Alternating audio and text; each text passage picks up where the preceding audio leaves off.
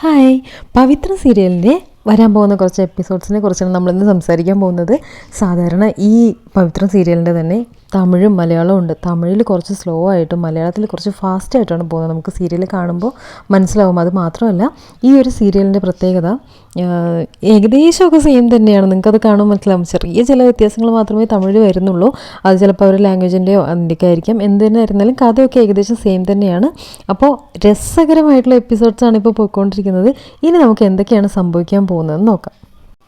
അതായത് വേദയുടെ അച്ഛൻ എങ്ങനെയെങ്കിലും വേദ തിരിച്ചു വരാൻ വേണ്ടിയിട്ട് വിക്രത്തിനെ ജയിലിലേക്ക് എന്നേക്കുമായിട്ട് അടയ്ക്കണം എന്ന ഒരു ഉദ്ദേശമാണ് ഈ ഒരു അച്ഛനുള്ളത്. അതിനുവേണ്ടി ഇദ്ദേഹം പറയാണ്, ഇദ്ദേഹത്തിൻ്റെ ഔദ്യോഗികമായിട്ടുള്ള എല്ലാ പവറും ഉപയോഗിച്ച് തന്നെ പോലീസ് സ്റ്റേഷനിലേക്ക് വിളിച്ച് പറയുകയാണ്. അതായത് വിക്രത്തിൻ്റെ പേരിൽ നേരത്തെ ഉണ്ടായിരുന്ന കേസുകളും ഇതുവരെ തെളിയിക്കപ്പെടാത്ത മറ്റ് കേസുകളും എല്ലാം കൂടി ചേർത്തിട്ട് ഒരിക്കലും വിക്രത്തിന് പുറത്തു കൊണ്ടുവരാൻ പറ്റാത്ത രീതിയിലുള്ള പൂട്ടണം. അതുപോലെ തന്നെ ഒരു കാലത്തും അവന് ജാമ്യവും കിട്ടരുത് എന്നാണ് പറയുന്നത്. അതനുസരിച്ച് കേസുകളെല്ലാം കുത്തിപ്പൊക്കി കൊണ്ടുവരണമെന്ന് എന്ന് പോലീസുകാർക്ക് നിർദ്ദേശം കൊടുക്കുകയാണ് കേട്ടോ. ഇത് കേട്ടിട്ട് പോലീസുകാർ എന്ത് ചെയ്യുകയാണ്, വിക്രമിനെതിരായിട്ട് കേസ് എടുക്കുന്നുണ്ട്. പണ്ടത്തെ കേസുകളും അതൊക്കെ ഇങ്ങനെ പൊക്കിയെടുത്ത് കൊണ്ടുവരുന്നുണ്ട്. അത് കഴിഞ്ഞിട്ട് അടുത്തായി കാണിക്കുന്നത് ഈ ആളെ കടത്തലും കൊലപാതക ശ്രമവും അങ്ങനെ എന്തൊക്കെയോ കേസുകളാണ് ഈ വിക്രത്തിൻ്റെ പേരിലേക്ക് വരുന്നത്. അപ്പോൾ അങ്ങനെ വിക്രത്തിനെ അന്വേഷിച്ചുകൊണ്ട് പോലീസുകാർ വീട്ടിലേക്ക് വരുന്ന സമയത്ത് വേദ പറയുന്നുണ്ട്, എന്തിനാണ് ഇനിയും ഇദ്ദേഹത്തെ പോലീസ് പിടിക്കുന്നത്? ഞാൻ പറഞ്ഞല്ലോ, എന്നെ ആരും തട്ടിക്കൊണ്ടു പോയതോ എന്നെ നിർബന്ധിച്ച് ഇവിടെ കൊണ്ടുവന്നതോ ഒന്നുമല്ല. ഞാൻ എൻ്റെ സ്വന്തം ഇഷ്ടത്തിന് എൻ്റെ ഭർത്താവിൻ്റെ വീട്ടിലേക്ക് വന്നതാണ്. അപ്പോഴേക്കും പോലീസ് പറയുന്നുണ്ട്, മാഡം, നിങ്ങൾ കരുതുന്നത് പോലെ നിങ്ങളുടെ കേസുമായി ബന്ധപ്പെട്ടല്ല ഇയാളിപ്പോൾ അകത്തേക്ക് പോകുന്നത്. ഇയാൾക്കെതിരെ പണ്ട് തൊട്ടേ കുറേയധികം കേസുകളുണ്ടായിരുന്നു. അതെല്ലാം തെളിയിക്കപ്പെട്ടിട്ടുണ്ട്. അതുകൊണ്ടാണ് ഇയാളെ ഇങ്ങനെ ചെയ്യുന്നത്. അകത്തേക്ക് പോലീസ് സ്റ്റേഷനിലേക്ക് കൊണ്ടുപോകേണ്ടി വരുന്നതെന്ന് പറയുകയാണേ. ഇത് കേൾക്കുന്ന നമ്മുടെ വേദ പറയുകയാണ്, ഓ, എൻ്റെ അച്ഛനായിരിക്കും അല്ലേ ഇതിനുള്ള ഐഡിയ പറഞ്ഞു തന്നത്. ഞാനും അദ്ദേഹത്തിൻ്റെ മകളാണ്. നോക്കാം, നമുക്ക് ഏതുവരെ പോകുന്നു നോക്കാം എന്ന് പറയുകയാണ്. അങ്ങനെ വിക്രത്തിൻ്റെ വീട്ടിലേക്ക് എല്ലാവരും കൂടി ഭയങ്കര കരച്ചിലും ബഹളവും. ഈ സമയത്ത് രാധയും വരികയാണ്. രാധ പറയാണ്, എന്തൊക്കെ പറഞ്ഞാലും ഞങ്ങളുടെ വീട്ടിലെ പയ്യനെ ഇങ്ങനെ പിടിച്ചിട്ട് പോകാൻ പറ്റുകയൊന്നുമില്ല. ഞാൻ ഏത് രീതിയിലും അവനെ പുറത്തിറക്കും. കുറച്ച് പൈസയുണ്ട്, അവനെ അത് വെച്ചിട്ട് ഞാൻ എങ്ങനെയെങ്കിലും പുറത്തിറക്കുമെന്ന് പറയുകയാണ് കേട്ടോ. എത്രയും വേഗം അവനെ പുറത്തിറക്കുമെന്ന് പറയാണ്. ഇത് കേൾക്കുന്ന നമ്മുടെ വേദ പറയുന്നുണ്ട്, അതെ, വിക്രത്തിനെ അധിക ദിവസം ജയിലിലിടാതിരിക്കുന്നതാണ് നല്ലത്. ജയിലിൽ വെച്ചിട്ട് എന്ത് വേണമെങ്കിലും സംഭവിക്കും. കഴിഞ്ഞ തവണ ജയിലിൽ കൊണ്ടുപോയിട്ട് അവർ ഉപദ്രവിച്ചതിനെക്കുറിച്ച് നമുക്ക് നന്നായിട്ട് അറിയാമല്ലോ.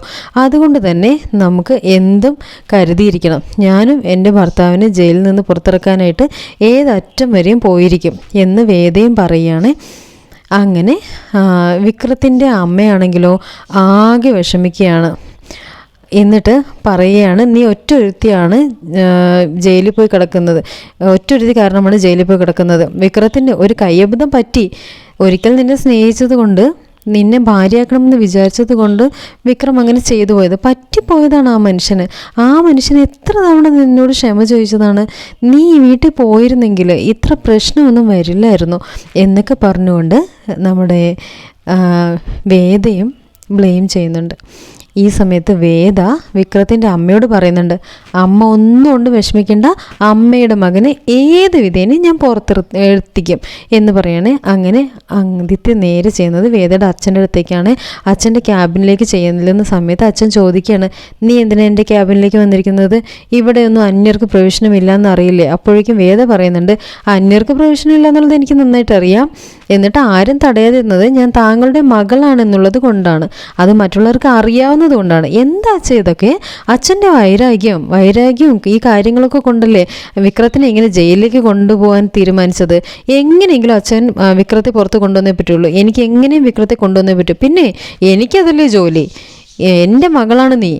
ആ ബന്ധമൊക്കെ എന്നേ മുറിഞ്ഞു. ഇനി നീ എന്ത് സഹായം ചോദിച്ചാൽ ഇവിടെ വരാൻ പാടില്ല. നിൻ്റെ ഭർത്താവാണ് വിക്രം. ഏതെങ്കിലും വഴി കൂടെ പോകുന്നവൻ ഒരു ചരടെടുത്ത് നിൻ്റെ കഴുത്തി കെട്ടി അപ്പം തന്നെ നീ അവന് ഭർത്താവ് വെക്കുമോ? അവനൊരിക്കലും ഒരിക്കലും ഇനി പുറലോകം കാണാൻ പോകില്ല. ഏതൊക്കെ രീതിയിൽ അവനെ അകത്താക്കാൻ പറ്റുമോ അതെല്ലാം ഞാൻ ചെയ്തിരിക്കുമെന്ന് പറയുകയാണേ. ഇത് കേൾക്കുന്ന നമ്മുടെ വേദ പറയുകയാണ്, അച്ഛാ, അച്ഛനെക്കുറിച്ച് ഓർക്കുമ്പോൾ എനിക്ക് എന്ന അഭിമാനം മാത്രമേ ഉണ്ടായിരുന്നുള്ളൂ. പക്ഷേ മറ്റുള്ളവരെല്ലാം അവരുടെ അച്ഛനമ്മമാരെ കുറിച്ച് തെറ്റുകളെല്ലാം ചൂണ്ടിക്കാണിക്കുമ്പോൾ എൻ്റെ അച്ഛനെക്കുറിച്ച് ഒരു കറക്ഷനും പോലും ഇല്ലാത്ത ഒരു അച്ഛനാണെന്നായിരുന്നു. ആരുടെ സ്വാധീനത്തിന് വേണ്ടി നിൽക്കാതെയോ സ്വന്തം ലാഭത്തിന് വേണ്ടി നിൽക്കാതെയോ അതുപോലെ തന്നെ ആരെയും ദ്രോഹിക്കാതെയൊക്കെ ഇരിക്കുന്ന ഒരു അച്ഛനായിരുന്നു എനിക്ക് വിശ്വാസം ഉണ്ടായിരുന്നു. പക്ഷേ ഇപ്പം ഉണ്ടല്ലോ അച്ഛൻ ഈ കാണിക്കുന്നതൊക്കെ ഇത്രയും വർഷത്തെ സർവീസിന് അച്ഛനെ ബാധിക്കും. അച്ഛൻ എന്താ ഈ കാണിക്കുന്നത്? അച്ഛൻ്റെ പേഴ്സണലായിട്ടുള്ള വിരോധം ഇങ്ങനെയാണോ തീർക്കുന്നത്? അച്ഛൻ എന്തെങ്കിലും പറയാനുണ്ടെങ്കിൽ അത് എന്നോട് പറഞ്ഞാൽ പോരെ എന്ന് പറയാണ്. ഇത് കേൾക്കുന്ന നമ്മുടെ ജഡ്ജ് പറയാണ്, ഇനി മേലാൽ വേദ ഈ ഒരു കാര്യത്തിൽ ഈ കഴുത്തിൽ താലി കിടക്കുന്ന കാലം നീ എന്നെ അച്ഛന്ന് വിളിക്കരുത്. നീ ഞാൻ തമ്മിൽ യാതൊരു ബന്ധവുമില്ല. നീ ഏതറ്റം വരെ വേണമെങ്കിലും പൊക്കോ, നിനക്ക് ഇറക്കാൻ പറ്റുമെങ്കിൽ നീ ഇറക്കിക്കോ. പക്ഷേ അവനെ ഞാൻ ഒരിക്കലും പുറലോകം കാണിക്കില്ല എന്ന് പറയുകയാണെ. ഒരിക്കലും അച്ഛനെ വലിയ അഴിമതിക്കാരനാക്കാനായിട്ടോ വലിയൊരു കുറ്റവാളിയായി കാണാനായിട്ടോ ഞാൻ ആഗ്രഹിക്കുന്നില്ല. അതുകൊണ്ട് തന്നെ ഏതറ്റം വരെ പോയിട്ടാണെങ്കിലും വിക്രത്തിനെ ഞാൻ ഇറക്കിയിരിക്കും. അതിനുള്ള ഏത് വഴിയും ഞാൻ സ്വീകരിച്ചിരിക്കും. അങ്ങനെ നമുക്ക് കാണാം എന്ന് പറയുകയാണെ. എന്നും പറഞ്ഞുകൊണ്ട് വേദ അച്ഛനെ വെല്ലുവിളിച്ചുകൊണ്ട് പുറത്തേക്ക് പോവുകയാണ്. അടുത്ത സീനിൽ കാണിക്കുന്നത് രാധാദേവിയാണ്. രാധ കുറച്ച് പൈസയൊക്കെ കൂട്ടി വെച്ചിട്ടുണ്ടായിരുന്നു. ഈ പൈസ ആയിട്ട് പുറത്തേക്ക് പോകുന്നുണ്ട്. അപ്പോൾ രാധയുടെ അച്ഛൻ പറയുന്നുണ്ട്, എൻ്റെ പൊന്നു രാധേ, നീ എന്ത് ആണ് ഈ കാണിച്ചു കൂട്ടുന്നത്? നീ എന്തിനാണ് ഇതിവിടെ വെച്ചിരിക്കുന്നത്? നീ എന്തിനാ പൈസയ്ക്ക് ഇവിടെ വെച്ചേക്കുന്നത്? എന്തിനാ അവർക്ക് വേണ്ടി ചിലവാക്കുന്നത്? നീ അവർ തമ്മിൽ എന്തൊക്കെയാണ് കാണിച്ചു കൂട്ടുന്നത്? അവൻ്റെ ഭാര്യ എന്നൊരു പെൺകുട്ടി വന്നു കയറിയിരിക്കുന്നു. ഇനി നിനക്ക് അവിടെ യാതൊരു കാര്യവുമില്ല. നീ ആ പൈസ അവന് വേണ്ടി ചിലവാക്കേണ്ട ആവശ്യവുമില്ല. എന്നിട്ട് നിനക്ക് തോന്നുന്നുണ്ടോ അവൻ നിന്നെ നോക്കുമെന്ന്? അവന് നിന്നോട് യാതൊരുവിധ സ്നേഹവുമില്ല. പിന്നെ നീ എന്തിനാണ് ഇങ്ങനെയൊക്കെ കാണിക്കുന്നത്? നീ മര്യാദയ്ക്ക് ഈ പൈസ ഇവിടെ തന്നെ വെക്കുക. നിൻ്റെ എന്തെങ്കിലും ആവശ്യത്തിന് വേണ്ടി ഇത് ഉപയോഗിക്കാമെന്ന് പറയണം. അപ്പോൾ രാധ പറയാണ്, അമ്മയോട് ഞാൻ ചോദിച്ചോ, ഇത് ഞാൻ കഷ്ടപ്പെട്ടുണ്ടാക്കിയ പൈസയാണ്. ഇതെന്ത് ചെയ്യണം ഏത് ചെയ്യണം എന്നുള്ളത് എനിക്ക് നന്നായിട്ട് അറിയാം. അതിന് ആരുടെയും അഡ്വൈസിൻ്റെ ആവശ്യവുമില്ല. പിന്നെ ആ പോലീസ് സ്റ്റേഷനിൽ കിടക്കുന്നതേ എൻ്റെ ഭർത്താവാണ്. ഞാൻ എൻ്റെ മനസ്സുകൊണ്ട് അദ്ദേഹത്തെ എന്നേ കല്യാണം കഴിച്ചു. ആരൊക്കെ വന്നു നിന്നാലും ആരൊക്കെ വന്ന് അദ്ദേഹത്തിൻ്റെ ഭാര്യയാണെന്ന് പറഞ്ഞാലും എൻ്റെ അധികാരത്തിനോ അല്ലെങ്കിൽ എൻ്റെ അവകാശത്തിനോ ആ ഒരു മനോഭാവത്തിനോ യാതൊരു മാറ്റവും വരില്ല. അങ്ങനെ അറിഞ്ഞിരുന്നുകൊണ്ട് എന്തിനാണ് എന്നെ തടയുന്നത്? ഞാനിവിടെ നിന്ന് പോകും. എനിക്ക് പോയേ പറ്റൂ. എങ്ങനെയെങ്കിലും വിക്രത്തിനെ പുറത്തിറക്കണം. അല്ലെങ്കിൽ വിക്രത്തിനെ അവരെല്ലാവരും കൂടി കൊന്നുകളയും. ഇനി എന്തിനാണ് അവനെ ജയിലിൽ കൊണ്ടുവരിക്കുന്നതെന്ന് എനിക്ക് നന്നായിട്ട് അറിയാം.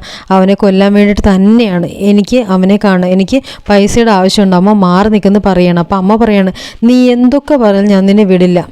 ഞാൻ നിന്നെ തടയും. നീ എന്തൊക്കെ പറഞ്ഞാലും ഈ വീട്ടിൽ നിന്ന് പുറത്തേക്ക് പോകാൻ നീ കരുതണ്ട. അപ്പോൾ രാധ പറയുന്നുണ്ട്, നിങ്ങളുടെ ഒന്നും യാതൊരുവിധ അഭിപ്രായത്തിൻ്റെ ഒന്നും എനിക്കില്ല.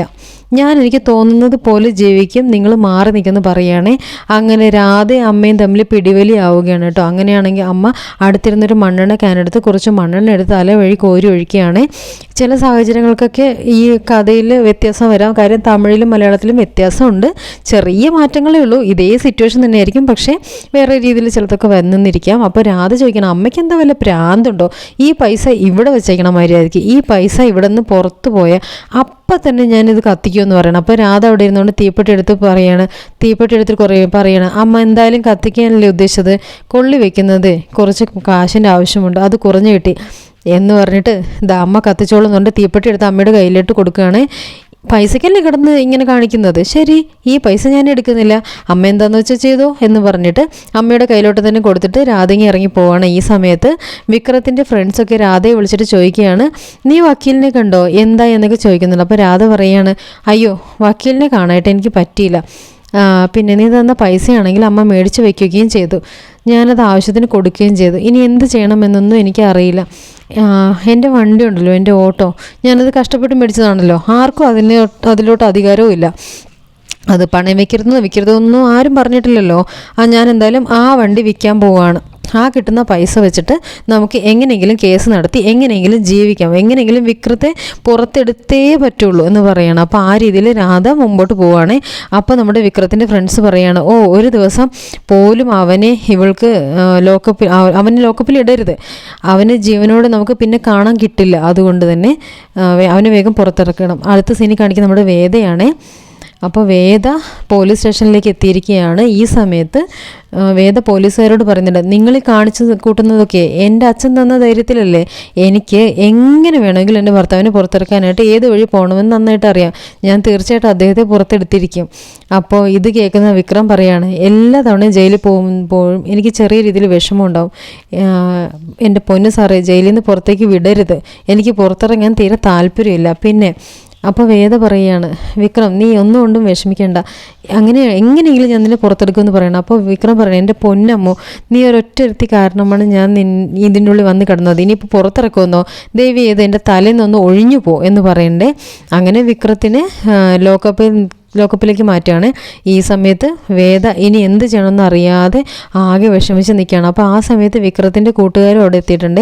അപ്പോൾ വേദയോട് പറയണം, നിങ്ങളെ വിക്രത്തിൻ്റെ ജീവിതത്തിലേക്ക് വന്ന സമയത്ത് ഞാൻ വിചാരിച്ചത് അവൻ്റെ ജീവിതത്തിൽ ഇനി നല്ലൊരു മാറ്റം ഉണ്ടാവും, നല്ലത് സംഭവിക്കുമെന്നാണ്. പക്ഷേ നിങ്ങൾ കാരണം അവൻ്റെ ജീവിതം ആകെ നശിച്ചു പോവുകയാണ്. നിങ്ങളുടെ അച്ഛൻ്റെ സ്വഭാവം എന്താ ഞാൻ പറയണ്ടല്ലോ. അപ്പോൾ വേദ പറയുകയാണ്, വേണ്ട, ഞാൻ എങ്ങനെയാണെങ്കിലും വിക്രത്തിനെ പുറത്തെടുത്തിരിക്കുമെന്ന് പറയുകയാണേ. അടുത്ത സീനിൽ കാണിക്കുന്നത് വേദ നേരെ ദർശൻ്റെ അടുത്തേക്ക് ചെല്ലുന്നതാണ് കേട്ടോ. അപ്പോൾ ദർശൻ്റെ അമ്മയും ദർശനെക്കുറിച്ച് ഓർത്ത് വിഷമിച്ചിരിക്കുകയാണ് കേട്ടോ. അപ്പോൾ ദർശനൊരു ജീവിതമില്ല എന്നൊക്കെ പറയുകയാണ്. അപ്പോൾ അതുകൊണ്ട് തന്നെ ദർശനെക്കുറിച്ച് ഓർത്തുകൊണ്ട് ദർശൻ്റെ അമ്മ കരഞ്ഞുകൊണ്ടിരിക്കുമ്പോഴാണ് കോളിംഗ് ബെൽ അടിക്കുന്നത്. വേഗം തന്നെ ഒരു വാതിൽ തുറക്കുന്നുണ്ട്. നമ്മുടെ വേദയാണ് കാണുന്നത്. അപ്പോൾ ദർശൻ്റെ അമ്മ പറയണം, ഓ മോളെ, നിനക്ക് ഇപ്പോഴെങ്കിലും വരാൻ തോന്നിയല്ലോ. എനിക്ക് ഉറപ്പായിരുന്നു നീ വരുമെന്ന്. ദർശൻ നിന്നെ കാത്തിരിക്കുകയായിരുന്നു. നിനക്ക് എങ്ങനെയാണ് ദർശനെ മറക്കാൻ സാധിക്കുക? ദർശൻ എങ്ങനെ നിന്നെ മറക്കാൻ സാധിക്കുക? നിങ്ങളല്ലേ എപ്പോഴും ഒന്നിക്കേണ്ടത്. മോളെ, ഇതിനിടെ സംഭവിച്ചതെല്ലാം നീ മറന്നേക്ക്. എനിക്കെന്തായാലും വലിയ സന്തോഷമായി മോളെ എന്ന് പറയുന്നുണ്ട്. അപ്പോൾ എൻ്റെ അച്ഛൻ പറയുകയാണ്, എനിക്ക് ഉറപ്പുണ്ടായിരുന്നു മോളെ, എന്നെങ്കിലും നീ തിരിച്ചറിഞ്ഞിട്ട് വരുമെന്നുള്ളത്. എനിക്ക് ഭയങ്കര സന്തോഷമായി മോളെ. മോൾക്ക് എന്താ വേണ്ടത്? മോൾ എന്ത് വേണമെങ്കിലും ചോദിച്ചോ, ഞങ്ങൾ എവിടെ നിന്നാണെങ്കിലും എത്ര ദൂരത്തു നിന്നായിരുന്നാലും അത് എത്തിച്ചു തരാമെന്ന് പറയുകയാണേ. അപ്പോൾ എനിക്ക് ദർശനം ഒന്ന് കാണണമെന്ന് പറയാൻ കേട്ടോ. അപ്പോൾ ദർശൻ്റെ അച്ഛനും അമ്മയും പറയാണ്. ദർശന് ഭയങ്കര സന്തോഷമാകും. ദർശന ആകെ വിഷമിച്ചിരിക്കുകയായിരുന്നു. ദർശ എന്ന് പറഞ്ഞിട്ട് വിളിക്കുകയാണ്. അപ്പോൾ ഈ സമയത്ത് ഏത് പറയാണ്, ദർശ എനിക്ക് നിന്നോട് ഒറ്റയ്ക്ക് സംസാരിക്കണമെന്ന് പറയാണ് കേട്ടോ. അപ്പോൾ ദർശൻ്റെ അച്ഛനും അമ്മയും പറയുകയാണ്, നിങ്ങൾ ഒറ്റയ്ക്ക് സംസാരിക്കുക, ഞങ്ങളങ്ങ് മാറിത്തരാമെന്ന് പറയുകയാണേ. വേണ്ട, ഞങ്ങളങ്ങ് മാറിക്കോളാമെന്ന് പറയാം കേട്ടോ. അങ്ങനെ വേദയും വിളിച്ചുകൊണ്ട് ദർശൻ മാറി നിൽക്കുകയാണ്. അപ്പോൾ ആ സമയത്ത് വേദ ചോദിക്കുകയാണ്, എന്താ നീ വന്നതിൻ്റെ ഉദ്ദേശം ചോദിക്കുകയുണ്ടോ? നീ എല്ലാം മനസ്സിലായിക്കൊണ്ട് വന്നാണോ? എനിക്ക് വിശ്വസിക്കാമല്ലോ അല്ലേന്ന് ചോദിക്കുകയാണ് കേട്ടോ. അപ്പോൾ വേദ പറയാണ്, ദർശ ഞാനൊന്നും മനസ്സിലാക്കിക്കൊണ്ടല്ല വന്നിരിക്കുന്നത്. ദർശൻ്റെ ഒരു ഹെൽപ്പ് എനിക്ക് അത്യാവശ്യമാണ്, അതിന് വേണ്ടിയിട്ടാണ് ഞാൻ വന്നതെന്ന് പറയുകയാണേ. അപ്പോൾ ദർശൻ പറയുക, ദർശൻ്റെ ഒരു ഹെൽപ്പ് അത്യാവശ്യമായതുകൊണ്ടാണ് ഞാനിവിടെ വന്നത്. അപ്പോൾ എന്ത് ഹെൽപ്പാണ് നിനക്ക് വേണ്ടതെന്ന് വീണ്ടും ചോദിക്കണം. എന്താ നീ ഉദ്ദേശിക്കുന്നത്? ദർശ, എന്നെ എല്ലാവരും കൈവിട്ടാലും നീ എന്നെ കൈവിടില്ല എന്നൊരു വിശ്വാസം എനിക്കുണ്ട്. കാരണം നിൻ്റെ സ്വഭാവം എനിക്ക് നന്നായിട്ട് അറിയാം. പക്ഷേ നിൻ്റെ സഹായം എനിക്ക് അത്യാവശ്യമാണ്. അച്ഛൻ കൊടുത്ത കള്ളക്കേസിൻ്റെ പേരിൽ എല്ലാം കുത്തിപ്പൊക്കിക്കൊണ്ട് പഴയ കേസുകളും എല്ലാ കേസുകളും വിക്രത്തിൻ്റെ പേരിൽ ചാർത്തിക്കൊണ്ട് പോലീസ് അറസ്റ്റ് ചെയ്തിരിക്കുകയാണ്. അദ്ദേഹത്തെ എനിക്ക് പുറത്തിറക്കണമെന്ന് പറയുകയാണ്. അപ്പോൾ ദർശൻ പറയുകയാണ്, വിക്രത്തിൻ്റെ ലൈഫ് അത് തന്നെയാണ്. ഓരോരോ കേസുകളിൽ പോയി പെടും, അവിടെ നിന്ന് ആരെങ്കിലും പുറത്തെടുക്കും, പിന്നെയും പോയിട്ട് എന്തെങ്കിലും കേസിൽ പെടും. ഇത് തന്നെയാണല്ലോ, ഇതിൽ വലിയ പൊതുവെയൊന്നും ഇല്ലല്ലോ എന്ന് പറയണം. അപ്പോൾ വേദ പറയാണ്, ഇത് സത്യസന്ധമായിട്ടുള്ള കേസാണെങ്കിൽ ഞാൻ നിൻ്റെ സഹായം ചോദിക്കില്ലായിരുന്നു. പക്ഷേ ഇത് സത്യസന്ധമായിട്ടുള്ള കേസൊന്നുമല്ല. അച്ഛൻ അറിഞ്ഞുകൊണ്ട് പ്ലാൻ ചെയ്ത് വിക്രത്തിനെ പെടുത്തിയതാണ്.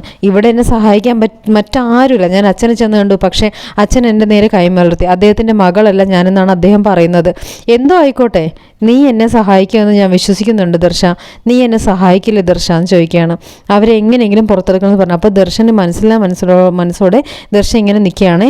നീ എന്നെ സ്നേഹിച്ചിരുന്നു എന്നുള്ളത് സത്യമാണെങ്കിൽ നീ എനിക്ക് വേണ്ടി ഇത് ചെയ്യില്ലെന്ന് ചോദിക്കുകയാണ് കേട്ടോ. അപ്പോൾ ദർശൻ പറയാണ് ചെയ്യാമെന്ന് പറയുകയാണ്. അങ്ങനെ ദർശൻ കോട്ടൊക്കെ ഇട്ട് പുറത്തേക്ക് വരികയാണ്. അപ്പോൾ ദർശൻ്റെ അച്ഛനമ്മ ചോദിക്കുകയാണ്, അല്ല മോനെ, നിങ്ങൾ പറഞ്ഞെല്ലാം ശരിയാക്കിയോ മോളെ, എല്ലാം ഓക്കെ അല്ലെന്ന് ചോദിക്കുകയാണ്. അപ്പോഴേക്കും ദർശൻ പറയാണ്, നിങ്ങൾ കരുതുന്ന പോലെ വേദ വന്നിരിക്കുന്നത് എല്ലാം മനസ്സിലാക്കിയിട്ടൊന്നുമല്ല. വേദ വന്നിരിക്കുന്നത് മറ്റൊരു കാര്യത്തിന് വേണ്ടിയിട്ടാണ്. അതായത് വിക്രത്തിനെ അറസ്റ്റ് ചെയ്ത് പോലീസ് കൊണ്ടുപോയിട്ടുണ്ട്. അവനെ പുറത്തിറക്കാൻ വേണ്ടിയിട്ടാണ്, എൻ്റെ സഹായം ചോദിക്കാൻ വേണ്ടിയിട്ട് മാത്രമാണ് വേദയോട് വന്നിരിക്കുന്നതെന്ന് പറയണേ. ഇത് കേട്ടത് വേദയുടെ അമ്മയ്ക്ക് അങ്ങ് ദേഷ്യം വരികയാണ്. വേദയുടെ അമ്മ പറയുന്നത്, ഓ ഇതിന് വേണ്ടിയിട്ടാണോ നീ ഇവിടെ വന്നത്? ഇതിന് വേണ്ടിയിട്ടാണോ നീ ഞങ്ങളുടെ കുടുംബത്തിലേക്ക് വന്നത്? നിന്നെക്കുറിച്ച് ഓർത്തുകൊണ്ട് ഇത്രയും വർഷം ഞങ്ങളുടെ മകൻ തള്ളി നീക്കി, ഇപ്പോൾ ഞങ്ങൾ തകർച്ചയുടെ വക്കിലാണ്, എന്നിട്ട് നീ അവന് വേണ്ടിയിട്ട് എൻ്റെ മകനോട് ഹെൽപ്പ് ചോദിക്കാൻ വന്നിരിക്കുന്നു. നിനക്ക് നാണം ഉണ്ടോടി? നിനക്ക് ഉളുപ്പെന്ന് പറയുന്ന സാധനം ഉണ്ടെങ്കിൽ നീ ഇങ്ങനെ ചെയ്യുമായിരുന്നോടി? നീ നിൻ്റെ ആവശ്യത്തിന് വേണ്ടി മാത്രം അവനെ ഉപയോഗിച്ചു. നിൻ്റെ ആവശ്യം കഴിഞ്ഞപ്പോൾ അവൻ നിന്നെ തള്ളിക്കളഞ്ഞു. എന്നിട്ടും നീ ഇപ്പോൾ നിൻ്റെ ഒരു ആവശ്യത്തിന് വീണ്ടും എൻ്റെ മകനെ ദ്രോഹിക്കാൻ വേണ്ടി വന്നതാണ്. നിനക്ക് കണ്ണിച്ചോരുണ്ടോടി? നീ അനുഭവിക്കോടി. നിൻ്റെ കഴുത്തിൽ കിടക്കുന്ന ഈ താലിയുണ്ടല്ലോ, അത് വെട്ടിമുറിക്കാനുള്ള ആയുധമാവോടി. നീ നോക്കിയോ, ഒരു കാലത്ത് നീ രക്ഷപ്പെട്ടടി. മനസ്സുരുകി ഞാൻ ശപിക്കാനടി. നിൻ്റെ പുതിയ ഒന്നും നന്നായിട്ട് വരില്ലടി എന്ന് പറഞ്ഞിട്ട് ഇങ്ങനെ ശപിക്കുകയാണ് കേട്ടോ. വേദയാണെങ്കിൽ ഇതൊന്നും തലയിലിട്ടെടുക്കുന്നില്ല. വേദ പെട്ടെന്ന് ദർശനയും കൊണ്ട് പോലീസ് സ്റ്റേഷനിലേക്ക് വരികയാണ്. അപ്പോൾ ദർശൻ എന്ത് ചെയ്യുന്നു വെച്ചാൽ ഇവരോട് സംസാരിക്കാൻ നമ്മുടെ വിക്രത്തിനെ പുറത്ത് കൊണ്ടുവരികയും ചെയ്യാണ് കേട്ടോ. ഈ സമയത്ത് നമ്മുടെ എന്നറിയുന്നതിന് വേണ്ടിയിട്ട് വിക്രത്തിൻ്റെ കൂട്ടുകാർ നമ്മുടെ വേദയോട് ചോദിക്കുകയാണ്. വേദ പറയുകയാണ്, ഇദ്ദേഹത്തിൻ്റെ കല്യാണം എന്നാണ് ഉറപ്പിച്ചിരുന്നത്, ഞങ്ങളായിരുന്നു കല്യാണം കഴിക്കേണ്ടത്. അപ്പോഴാണ് ഇങ്ങനെ സംഭവിച്ചത്. ഇദ്ദേഹത്തിനോട് ഞാൻ ഹെൽപ്പ് ചോദിച്ചു, ഇദ്ദേഹം ചെയ്തു. ഇദ്ദേഹം അത്ര നല്ല മനുഷ്യനാണെന്ന് അറിയാമല്ലോ. അപ്പോൾ ഇദ്ദേഹത്തിൻ്റെ കൂട്ടുകാർ പറയുകയാണ്, എന്താ വേദ, ഇത്രയും നല്ലൊരാളെയാണോ നീ ഉപേക്ഷിച്ചുകൊണ്ട് വിക്രത്തിന് പിന്നാലെ തേടി വന്നിരിക്കുന്നത്? ഇത്രയും നല്ലൊരു മനസ്സുള്ള ഒരാളെയാണോ നീ എവിടെ തേടിയാലും ഇത്രയും നല്ലൊരു മനസ്സുള്ള ആളെ കിട്ടില്ല. നീ ഇവനെ തൊഴണം. അത്രയും നല്ലൊരു മനസ്സിനുടമയാണ് നീ ഉപേക്ഷിച്ച് കളഞ്ഞെന്ന് പറയണം. അപ്പോൾ വേദ പറയാണ്, ഇവൻ അത്രയും നല്ല മനുഷ്യനാണോ?